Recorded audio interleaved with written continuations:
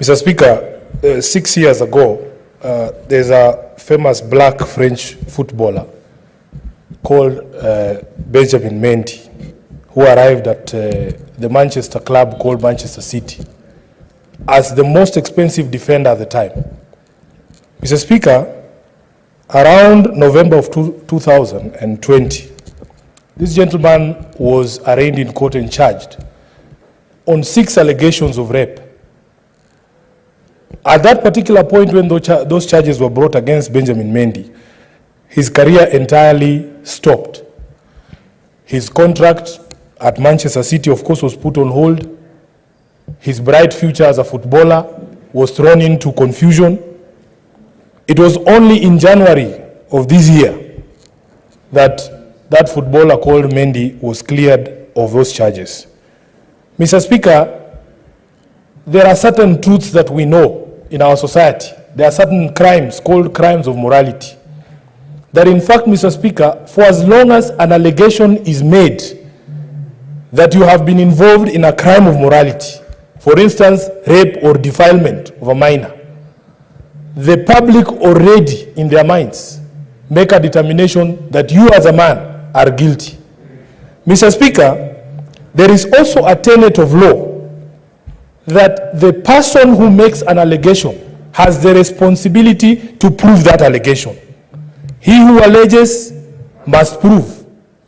Mr. Speaker, I have seen my colleague, the nominated senator from Nairobi, trying to make comparison to some of the things that have happened on this floor, to some of the allegations that have been leveled against members of the clerkship in this house by the senator under discussion, Senator Gloria Orwoba.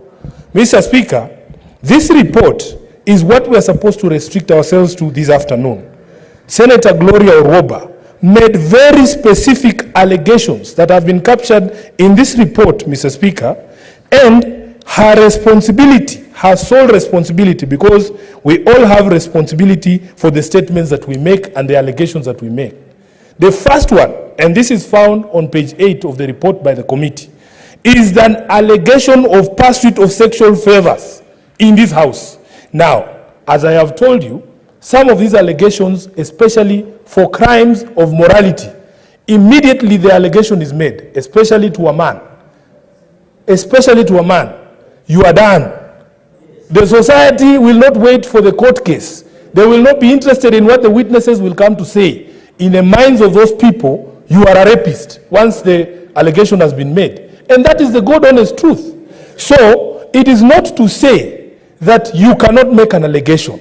It is not to say that probably there are not people in this institution of parliament who are seeking sexual favors. That is not what we are saying. We are saying that immediately you pronounce that so and so is seeking sexual favors from you, you have a responsibility to substantiate those allegations. Number 2, Mr. Speaker, the second count, there was an allegation of favoritism and discrimination in the execution of the work by the office of the clerk and officers of this institution. Now, Mr. Speaker, all that is required to do after making an allegation, if indeed it is true, you must be able to demonstrate with evidence in fact that these are things that you have not just conjured up, that things are actually happening the way that you're putting them. Because these allegations once made against officers or any person in this house have consequences, Mr. Speaker. It is only fair that you make that substantiation. The third one, and all these are on page 8, is an allegation of corruption. That on diverse dates, she said that there were cases of corruption in parliament, posting various messages on social media, that there are allegations of corruption. You know for a fact, Mr. Speaker, none of us here would survive an allegation of corruption if we are going to continue to be public servants in this republic. Now, I have had a conversation, and I had a conversation in this chamber with Senator Gloria, and I told her that in fact the beauty with our system is that there exists a mechanism through which you can demonstrate using evidence and facts that in fact these things are happening to you. And that was the invitation that came from the Committee on Powers and Privileges. Mr. Speaker, what is most disheartening is that when you read this report, Senator Gloria Orwoba, on 2 separate occasions, was invited to appear before the Committee on Powers and Privileges. Mr. Speaker, if you look at page 7 of that report, paragraph 12A, the first thing is the committee confirms here that Senator Gloria was given an opportunity to appear before the Powers and Privileges Committee, ostensibly to table evidence to back her claims of sexual favors, of corruption, and of favoritism in this particular house.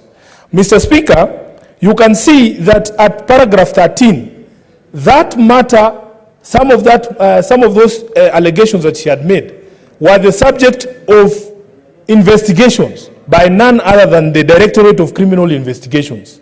And at paragraph 13A, the report says that the evidence submitted was not enough to sustain a criminal charge in court. That is to tell you that the DCI had concluded their investigations and that they found the evidence that was provided not substantive enough to sustain any charges against anybody.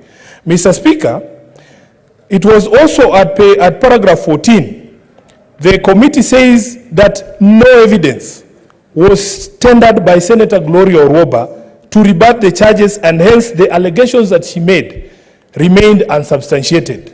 On the day of the hearing itself, the report says that at paragraph 11 on page 6, that it had granted her an opportunity to be heard, and she refused to take that opportunity to be heard, refusing to continue with the proceedings, and the committee elected to continue to proceed and hear this matter. So all I am saying, Mr. Speaker, when this matter was first brought before the House, I was inclined to some of the thinking that I have heard some of our colleagues saying, that maybe the punishment that has been proposed by the committee was too harsh.